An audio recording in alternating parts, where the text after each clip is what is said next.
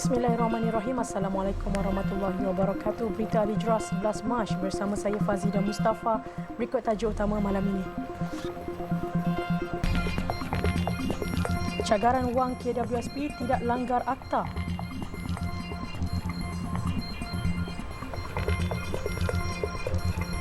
Juga tidak hujan namun paras air naik.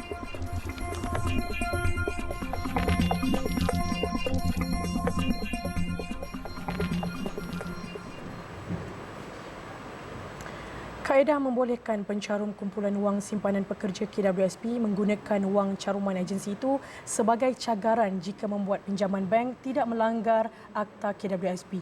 Perdana Menteri Datuk Seri Anwar Ibrahim berkata perkara itu telah dikaji dan dibincang dengan KWSP. Jelas Datuk Seri Anwar, cadangan itu tidak mendapat halangan bagi membantu mana-mana pencarum yang terdesak dan dipersetujui dengan syarat sangat ketat. Kita tak bagi. Kita dah kata dah keluarkan, ini bukan lagi COVID, orang boleh kerja. Tapi ada beberapa kes, seperti yang saya sebut, kalau dia dengar ucapan saya tu, maknanya ada yang kes yang mendesak, umpamanya walaupun dia ada wang, tapi dia tidak boleh umpamanya bayar yuran pendidikan anak dia di luar negara. Kes seperti itu dia teliti lah. Kaedah yang dicadangkan itu katanya tidak bercanggah dengan Seksyen Akta Kumpulan Wang Simpanan Pekerja KWSP 1991. Justru beliau menyanggah dakwaan oleh pihak-pihak tertentu bahawa cadangan caruman KWSP dijadikan cagaran pinjaman bank adalah tidak bijak. Katanya cadangan caruman KWSP dijadikan cagaran pinjaman bank adalah munasabah. Datuk Seri Anwar berkata demikian kepada media selepas merasmikan sambutan Hari Air Sedunia Peringkat Kebangsaan 2023 di Stadium Indra Mulia Ipoh hari ini. Kemarin Dewan Rakyat bersetuju memberi peluang kepada pencarum KWSP untuk membuat pinjaman dari bank dengan jaminan cagaran daripada agensi berkenaan. Pencarum mesti mempunyai baki mencukupi dan kaedah itu ditawarkan kepada mana-mana pencarum KWSP yang terdesak untuk mendapatkan pinjaman kewangan. Cuaca cerah sejak beberapa hari kebelakangan ini bukan jaminan situasi banjir di daerah Batu Pahat untuk semakin pulih. Walaupun tidak hujan, namun paras air terus meningkat menjejaskan beberapa buah kawasan baharu di daerah itu. Kawasan Senggarang menjadi antara kawasan terbaru di Batu Pahat yang terlibat dengan banjir tersebut sejak 2 hari lalu. Bagi penduduk, punca banjir bukan disebabkan luruhan hujan, namun susulan fenomena air pasang besar yang bertembung dengan limpahan air banjir yang mengalir daripada kawasan tinggi. Mula tu hujan lebat turun tak berhenti selama 1 hari. Lama-kelamaan air pun makin naik. Jadilah banjir macam ni. Memang risaulah. Air pun macam tak ada surutnya, makin naik. Hari makin naik lah. Sedih lah tengok keadaan macam ni. Rumah masuk air, perabot pun banyak rosak-rosak apa semua tu. Memang sangat sedih lah. Alhamdulillah ni polis Senggarang tu bantu saya untuk berpindah pasal air dah mula naik kan. Jadi terima kasihlah banyak. Malam tu dah naik tinggi lah, sikit-sikit lah dia naik kan. Hari ni dah agak dalam sikit lah. Jadi Polis Senggarang datang membantu saya untuk pergi ke PPS. Naik apa ni? Naik van, naik apa ni, lori polis. Cik rasa bersyukurlah dan rasa gembiralah kerana dengan ni polis yang membantu keluarga dan masyarakat setempat ni bertugas dengan penuh dedikasi dan mengambil berat tentang situasi keadaan banjir di sini. Jelas mereka banjir di Senggarang adalah sesuatu yang di luar jangkaan kerana kali terakhir mereka ditimpa musibah serupa adalah pada 16 tahun lepas. Kira-kira 6 buah perkampungan di sekitar Senggarang dilaporkan terjejas. Golongan pelajar yang terjejas banjir dan memerlukan bantuan persekolahan boleh memohon bantuan bersesuaian dengan Kementerian Pendidikan. Menteri Pendidikan Fadlina Siddiq berkata KPM mempunyai 18 inisiatif kewangan bantuan yang boleh dipohon pelajar untuk membantu mereka mengikuti pembelajaran tanpa sebarang kesulitan. bantuan. Kita tak tunggu pada kos, kita kata bantuan. Jadi bantuan ini yang kita akan penuhi dan akan sokong anak-anak ini sekiranya mereka memerlukan bantuan. Okey? Jadi bantuan. Ya.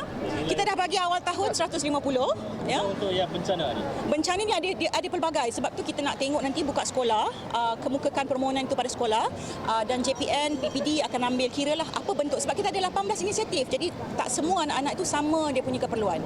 Ya. Jadi kita akan lihat kepada bantuan-bantuan yang dimohon oleh anak-anak ini. Mengulas lanjut, Fadilina berkata sesi persekolahan tidak akan ditangguhkan dan berjalan seperti biasa di negeri-negeri yang terkesan dengan banjir. Namun katanya KPM memberi kelonggaran kepada pelajar yang terjejas banjir khususnya di Johor untuk datang ke sekolah dengan menggunakan pakaian biasa pada sesi persekolahan 2023-2024 yang dijadualkan bermula 19 Mac ini. Beliau berkata demikian pada sidang media selepas program Kembali ke Sekolah Anjuran Persatuan Sahabat Kanak-Kanak Wilayah Utara di Maidin Jalan Baru Bukit Mertajam hari ini. Pada acara itu, kira-kira 100 kanak-kanak pesakit kanser menerima bantuan berupa pembelian barangan kelengkapan persekolahan.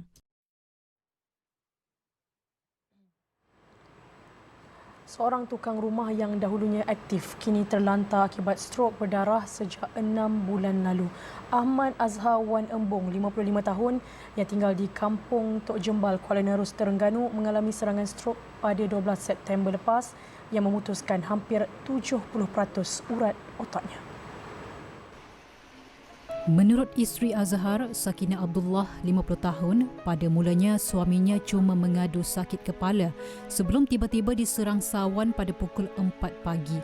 Azhar kemudian terpaksa ditidurkan selama 2 bulan sebelum sedar dalam keadaan hilang ingatan dan terlantar di katil pada hujung tahun lalu. Penjagaan dia macam pagi-pagi kita kena basuh namang. Saya tak boleh gerak. Susu pun dia makanan pun bergantung ke susu sahaja. Lepas tu kadang-kadang kohok dia ni kita kena sedut sokmo. Susu dia 4 jam sekali lah. Kadang-kadang dia ada luka macam kulit dia ni sensitif. Dia macam dia nepuh. Selain Sakinah, anak keempatnya Wan Nur Fatin Farahin 23 tahun turut menjaga bapanya walaupun sudah berkahwin. Ibu kepada 5 anak itu berkata tumpuan terhadap suaminya menyebabkan perniagaan kedai makan keluarganya kini hanya diurus anak sulungnya Wan Ahmad Faizal 31 tahun. Dia berkata situasi ekonomi semasa turut menyebabkan bisnes kedai makannya merundum, menyebabkan dia terpaksa mengambil upah membuat ketupat palas untuk menambah pendapatan. Ia disebabkan kos perubatan suaminya Ahmad Azhar mencecah RM3,000 sebulan selain kos pengajian anak bongsunya. Susu saja dalam 1,500 sebulan. Lepas tu ambulans kadang-kadang 3 kali kita kena pergi appointment, sekali pergi 200. Lepas tu fisio, lepas tu dulu kita ambil kok package, lepas tu dah tak ada duit lagi kita ambil seminggu sekali je. Untuk basuh nama, mandi dia. Fisio tu dalam 80 sekali ambil. Orang ramai yang ingin membantu boleh menghulurkan sumbangan menerusi akaun bank Sakinah bernombor 13017028354141 Bank Islam atau menghubunginya di talian 011-3758-4434. Kira-kira 20,000 umat Islam menghadiri program selawat dan munajat perdana untuk Malaysia bersama Datuk Seri Anwar Ibrahim dan beberapa tokoh ulama terkemuka antarabangsa. Program yang sedang berlangsung diadakan di Stadium Bola Sepak Ceras Kuala Lumpur, dan bagi perincian lanjut dan terkini mengenainya, kita bersama wartawan Abdul Rahman Kunyu yang kini berada di sana.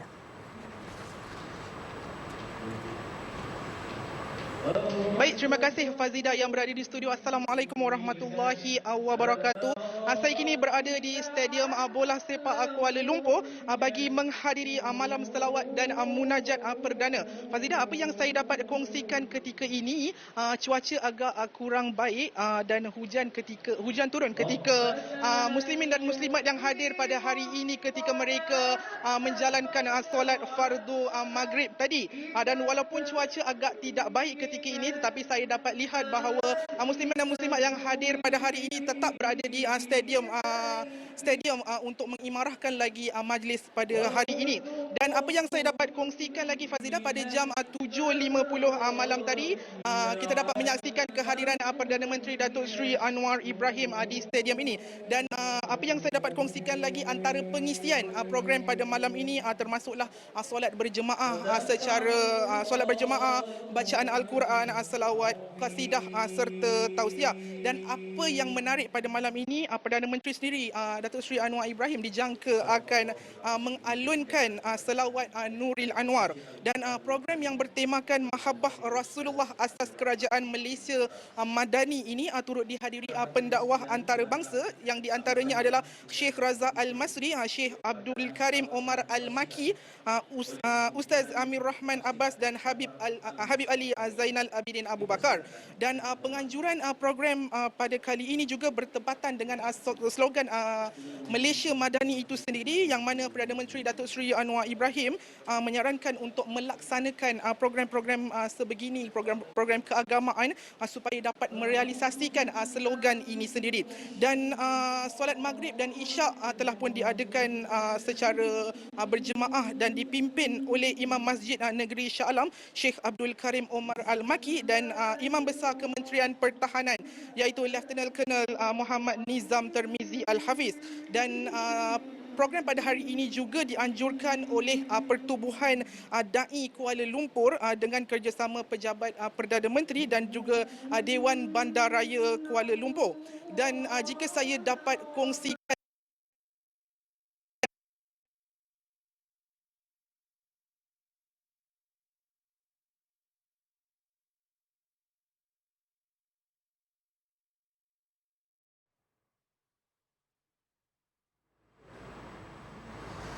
Baik, terima kasih Abdul Rahman Kunyu dari Stadium Bola Sepak Ceras Kuala Lumpur bagi program selawat dan munajat. Baik, kita akan berehat seketika, sekembali nanti dengan laporan seterusnya. Kids Flick sasar buka 300 taska dan tadika sepanjang 2023. Kids Flick International Sendirian Berhad sasar menubuhkan 300 pusat taska dan tadika Kids Flick sepanjang 2023. Menurut pengasasnya, Dato' Dr. Syekh Muzaffar Syukur, program dan modul yang ditawarkan menerapkan pendidikan yang seimbang, membabitkan nilai-nilai Islam, Al-Quran dan teknologi, menjadikan pusat itu sebagai pilihan ibu bapa dalam usaha melahirkan anak-anak yang lebih berjaya dan kompetitif. Sehingga kini lebih 120 Kids Flick telah berada di seluruh negara selepas setahun penubuhannya sejak Februari 2022 berikutan penerimaan dan permintaan yang tinggi. Dan yang paling best signature Kids ni adalah mengenai Kids Space. Inilah yang ingin ditekankan. Maknanya kita memperkenalkan ilmu falak, ilmu alam mengenai bintang-bintang angkasa lepas kepada anak-anak daripada umur 4, 5 dan 6 tahun. Dan satu lagi menarik pasal Kids Flick adalah semua anak-anak yang mendaftarkan di dalam Kids Flick akan khatam Al-Quran apabila sampai cecah umur 6 tahun. Inilah target kita. Beliau berkata demikian selepas melancarkan buku modul Kids Space, Kids Quranic Academy dan Kids Robotik di Ibu Negara pagi tadi. Sementara itu, menurut penulis dan penyusun modul Haslina Jaafar, modul Kids Flick yang diinspirasikan angkasawan negara yang memberi pendedahan awal berkaitan Al-Quran, sains, alam semesta dan teknologi itu menjadikan anak-anak lebih bersedia untuk ke peringkat sekolah rendah dan berdepan teknologi yang lebih mencabar. Kita hasilkan berdasarkan inspirasi daripada Dr. Syekh Muzaffar sendiri, dan Kids Space disusun berdasarkan adalah untuk memperkenalkan asas-asas ilmu angkasa untuk berserta bersumberkan kepada Al-Quran, dan setiap chapter tu kita mulakan dengan ayat Al-Quran yang berkaitan dengan tajuk dan disusuli dengan hands-on activity yang sangat menarik untuk anak secara individu, berkumpulan dan juga bersimbiosis bersama ibu bapa di rumah. Sementara itu, pengarah pemasaran dan strategi Kids Flick International Sendirian Berhad, Azri Jemani berkata, seramai 7,000 pelajar dijangka mendaftar di Kids Flick menjelang 2024. Jadi kita sasarkan kalau pada tahun ini kita mencecah 3,000 pelajar yang telah menggunakannya. Pada 2023 kita jangkakan bahawa akan double the numbers lah, maksudnya akan pergi kepada 6,000 ke 7,000 pelajar yang akan menyertai Kids Flick di seluruh Malaysia. Untuk maklumat lanjut berkaitan program dan modul yang ditawarkan, boleh layari laman web yang tertera. Jenama Mim Gold and Jewellery di bawah KBSE Bullion Sdn Bhd merupakan salah sebuah syarikat penjual emas yang telah diiktiraf mematuhi syariah dalam 5 aspek pengurusan dan jual beli emas. Ketua Pegawai Eksekutifnya Muhammad Afiq Ahmad berkata antara faktor utama dalam mendapat pengiktirafan itu adalah kerana latar belakang syarikat yang dimiliki sepenuhnya oleh orang Islam sendiri. Kita dah dapat pengiktirafan patuh syariah dalam 5 perkara. Yang pertama dari sudut latar belakang syarikat seperti yang dijelaskan oleh Dr. Zaruddin sebentar tadi. Latar belakang syarikat kita dimiliki oleh 100% Muslim yang mana bila nak mengamalkan syariah kita mestilah orang yang tahu dan faham tentang syariah. Jadi kita tak boleh berharap kepada orang yang bukan Islam untuk mengamalkan syariah. Itu adalah salah. Selain itu katanya, Mim Gold and Jewellery juga telah mematuhi syarat pematuhan syariah dalam struktur jual beli emas, struktur pembelian semula emas, struktur peti simpanan emas serta sistem kelayakan dan pembayaran bonus dan insentif kepada ejen dan resellernya. Beliau berkata demikian pada majlis hari terbuka Mim Gold and Jewellery yang diadakan di Shah Alam siang tadi. Dalam majlis ini, Mim Gold and Jewellery turut melancarkan produk baharu iaitu Gold Safe Storage Trading yang akan mula diperkenalkan pada bulan April nanti. Melalui produk ini katanya, ejen jualan Mim Gold and Jewellery akan mendapat insentif secara terus kepada setiap ejen yang membuat jualan. Bagi yang berminat untuk mendapatkan produk emas atau yang ingin menjadi ejen Mim Gold, boleh layari laman web www.mim.com.my.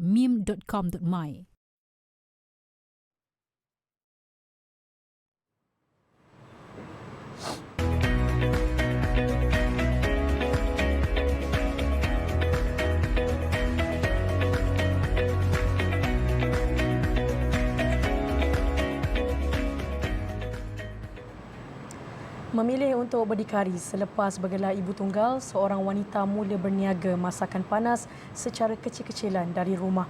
Dengan berbekalkan modal RM500 perniagaan ibu kepada seorang anak, Norismawati Ismail, 43 tahun, mula perlahan-lahan berkembang. Kini menerusi jenama Dapur Kak Long.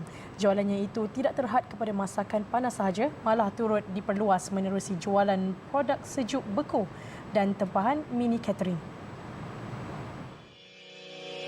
Biarpun diuji dengan cabaran dalam perniagaan serta masalah kesihatan, wanita ini sememangnya kuat semangat. Malah tidak pernah menjadikan status ibu tunggal sebagai penghalang dan kegagalan dalam meneruskan kehidupan. Apatah lagi memikirkan untuk membesarkan anak tunggal kesayangannya secara sendirian. Mula mengusahakan perniagaan Dapur Kak Long sejak tahun 2016, Norismawati aktif mempromosikan pelbagai masakan dan aneka cookies serta kuih muih frozen menerusi secara dalam talian dan offline. Jenama Dapur Kak Long yang sudah beroperasi selama 7 tahun di tapak Masjid As-Sakinah, projek perumahan rakyat PPR Gombak Setia sememangnya sudah menjadi buah mulut orang kerana keenakan makanan yang dimasaknya selain harga ditawarkan berpatutan. Selain mempunyai pelanggan tetap, beliau juga banyak menerima tempahan bagi mereka yang mahu infak makanan kepada jemaah masjid. Antara menu popular di kedainya ialah mi goreng, kuih tiaw goreng, kari pap sejuk beku, sandwich, kek dan cookies. Selain itu, donat dan ayam goreng crispy olahan resepinya sendiri turut menjadi kesukaan ramai. Untuk tempahan pack food atau mini catering dan maklumat lanjut berhubung Dapur Kak Long, layari laman sosial seperti tertera. Malam baca puisi pena yang bertujuan mempertahankan warisan dan menghidupkan sastera berlangsung selama 25 tahun tanpa henti hingga kini. Selain memberi kesedaran kepada masyarakat tentang kepentingan dan keunikan sastera negara, program anjuran Persatuan Penulis Nasional Malaysia PENA itu turut mengerat ukhuwah sesama pemain industri berkenaan. Menurut Presiden PENA Dr. Muhammad Saleh Rahmat, program ini bukan sekadar menyampung legasi, malah membawa persatuan itu untuk terus aktif sebagai ikon sastra di Malaysia selain menjadikan tempat sastrawan berkumpul. Apabila kita mengadakan sastra, program sastra, sebenarnya kita menghidupkan sastra dan menyedarkan masyarakat bahawa sastra itu merupakan denyut nadi kebudayaan. Ya, budaya ini merupakan nyawa kepada pembentukan sesebuah negara ataupun tamadun. Kalau kita mengabaikan gerakan yang sebegini, maka sastra itu akan menjadi elitis. Dia tidak memasyarakat. Beliau berkata demikian kepada media dalam program Malam Baca Puisi Pena yang dirasmikan Menteri Luar Negeri Datuk Seri Zamri Abdul Kadir di Rumah Pena Kuala Lumpur malam semalam. Sementara itu, Pena turut melancarkan tabung Turkiye dan Syria sebagai usaha bagi membantu mangsa yang terkesan akibat gempa bumi terburuk itu.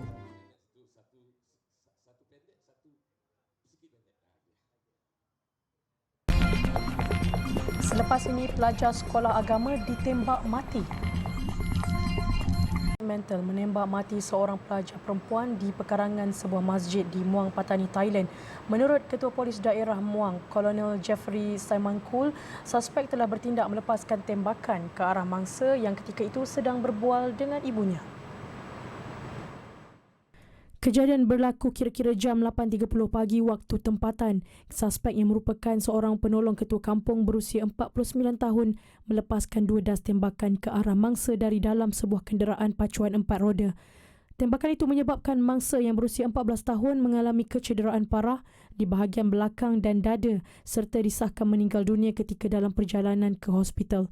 Difahamkan mangsa merupakan pelajar sebuah sekolah agama swasta, sementara itu suspek yang melarikan diri selepas kejadian berjaya dikesan ketika bersembunyi di rumah saudaranya. Polis mendapati suspek adalah seorang pesakit mental yang sedang mendapatkan rawatan dengan ubat yang disarankan doktor.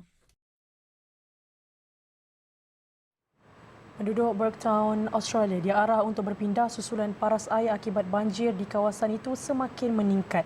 Pihak berkuasa tempatan memberi amaran keadaan ketika ini tidak selamat dan penduduk perlu meninggalkan bandar berkenaan secepat mungkin. Banjir di Burketown kali ini dilapor antara terburuk yang pernah direkodkan. Kawasan tanah rata di bandar itu kini kelihatan seperti tasik akibat ditenggelami air. Para sungai Albert di bandar itu merekodkan bacaan 6.78 meter tertinggi sejak Mac 2011. Pihak berkuasa kini sedang giat membantu memindahkan penduduk dengan kanak-kanak dan warga emas menjadi keutamaan. Sejak 2 tahun lalu, beberapa kawasan di Australia semakin kerap dilanda banjir akibat fenomena La Nina. Tahun lalu, sekurang-kurangnya 20 korban akibat banjir di Australia.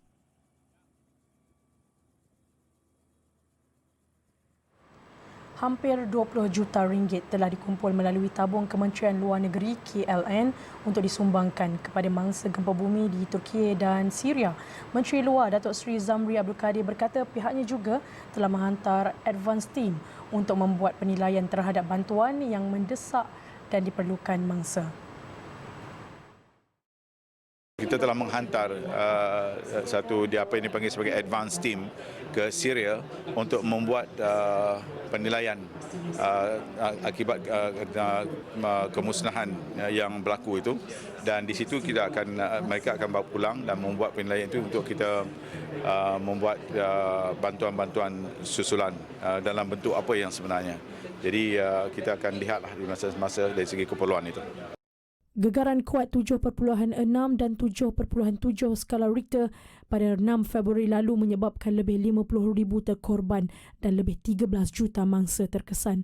Kemusnahan kediaman menyebabkan ramai hilang tempat berteduh dan tinggal sehelai sepinggang. Malaysia sejak dari awal bencana telah menggerakkan kerja-kerja mencari dan menyelamat serta bantuan kemanusiaan awal kepada mangsa gempa Turkiye, Syria melalui agensi kerajaan serta pertubuhan bukan kerajaan NGO. Menteri Luar Turkiye Mevlut Cavusoglu semalam berkata bantuan dunia yang dihulurkan kepada Turkiye memberi kekuatan untuk negara itu bangkit semula.